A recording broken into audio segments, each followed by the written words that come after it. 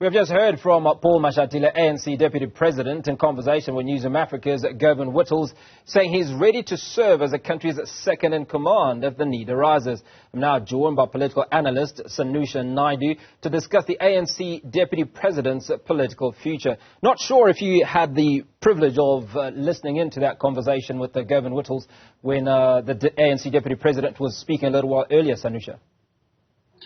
Good day to you, Hugo. Good day to the viewers, and of course, all the best for 2023. No, I didn't catch. I caught a little bit in the insert that you played, and I think it's par for the course when you look at the way in which the ANC has operated. It's a creature of habit. It doesn't like the two centers of power. If there is a different deputy president of the party, then you want to see that alignment. But there is the question now in terms of what the Secretary General Fikile Mbalula said earlier in the week, that, the Deputy President of the Republic and the position, whether he vacates that position and how long it will take in terms of administrative issues and other kinds of issues that need to be dealt with in order to bring Paul Mashatile into the Deputy President position of the Republic, I think is something that we'll have to wait and see. And of course, this morning, I think when the President was doing his golf day, the question was raised with him about reshuffle, and he very diligently, if not deftly, evaded the question and said the President is mulling over it. Is it really mulling over it, or have these discussions and decisions been made already? Is this just him being coy or politically correct, if you will? Well, I think he doesn't want to actually give any kind of indication or inclination of where things will lie or how things will proceed in terms of what is being speculated around a reshuffle and who will be reshuffled. But I think the big question is in terms of the Deputy President, David Mabuza, because of course you know that he didn't basically get onto the NEC, and his nomination and of course his kind of play for president of the party, and of course whether he'll get re-elected as DP of the party as well, kind of puts him out in a kind of political wilderness if he's able to reconvene and recalibrate his political maneuverings in terms of a comeback. But at this point in time, I think the question is, how will Paul Mashatile be able to be brought into into government firstly, and then basically in terms of the position that we all are speculating that he would take up before next year's 2024 election. So I think at this point in time, it's a question of whether the president reshuffles. And I stand corrected here, but I think the last time we had this kind of question had nothing to do with the question around whether there was a different deputy president and therefore the deputy president of the Republic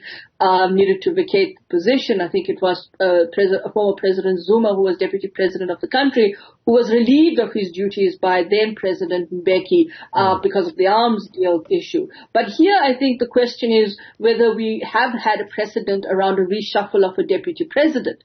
It's always been a reshuffle of cabinet ministers moving around, different ministers into different positions and others being left out.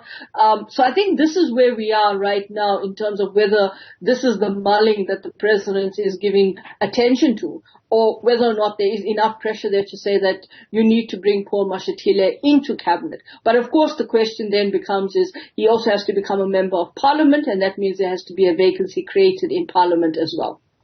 Now, the deputy president would look after government issues. Is that correct?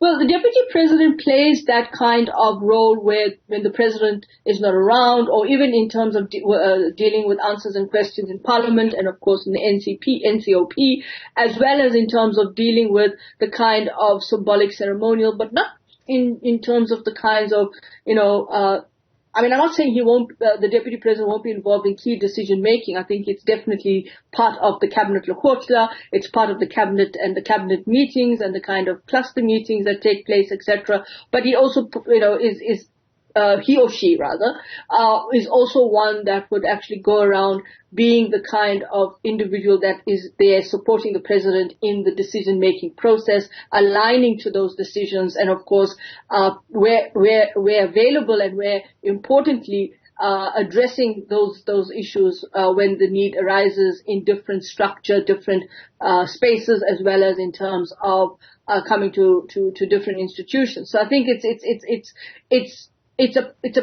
an interesting position because it's caught between those two spaces of, where does it lie in terms of its power, the office of the deputy president, the power that it has, how much of leverage it has, and of course, what does it mean? But I think in the context of where we are right now, and given the fact that we're trying to understand what is the alignment between the outcomes of the elective conference, particularly the nomination and the top 7 that we now see that have been voted into the executive of the party, how does it align in terms of where we are in terms of the body politic of the state?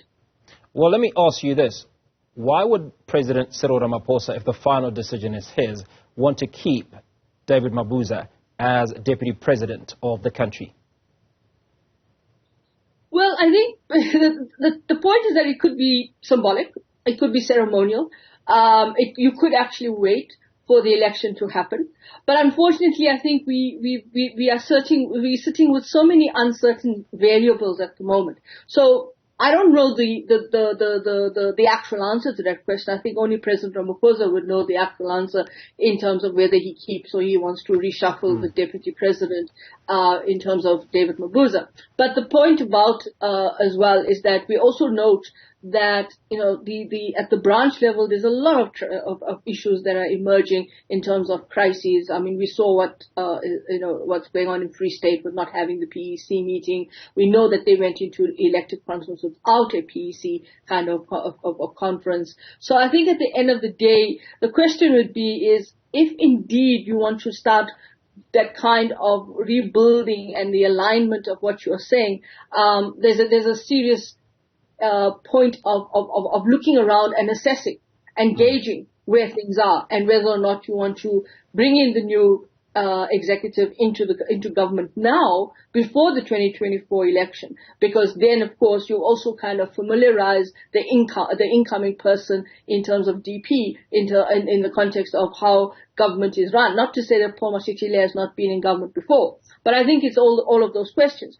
Whether or not it is the prerogative of the president to decide, I think at the end of the day, as he said today to the reporters at the golf course, he says, you guys relax and I'll be thinking about this very seriously and I'll be giving it my due attention. So I think at the end of the day, perhaps the challenge right now for us as sitting on the outside looking in is whether or not it is going to happen or whether we wait for that kind of vacancy to emerge in Parliament. And of course, the other question is whether the reshuffle happens after the January 8th statement, before State of the Nation or after State of the Nation. Well, let me put this to you before we let you go. Now, a very coy Paul Mashatile was asked by Govan Whittles whether he was... in fact, his response to a question was, if asked to come into government, I will, but I have not been asked yet. However, he did say, in no uncertain terms, that there was no desire to keep people in government that don't perform. And he also said the ANC needs to be tougher on their own. Now, correct me if I'm wrong, but he was being pretty assertive there and almost speaking as an individual who is taken by the bull by the horns and ready to work. Does this not in many ways suggest that he is ready for office? Well, I think what's interesting about the way in which ANC officials speak is they speak in a very assertive manner. They keep to the tone of what they want to be conveyed as we need to get working, need to get moving, we need to start building on the rhetoric that we have been speaking about at the elective conference and the kind of ending of the elective conference from 2022 to 2023. Does it suggest that he's ready if if the invitation is extended and the call is made to him to step in? I think he's indicating that whatever the call is and whatever the nature of the discussions are, and when they actually request for him to step in, he's ready to do so. So I think that in itself is almost a certainty in my opinion. But at the same time, I think, the stance that they take, that they're going to get tough on ANC, that ANC officials who are not performing in government need to perform. I think it also starts in the party as well. So I think at the end of the day, there's a lot of rhetoric going around, but we need to see what kind of action is taken. Sanusha Naidu, political analyst, appreciate your time this afternoon speaking to us about the ANC's deputy president, in fact, the ANC's current deputy president future.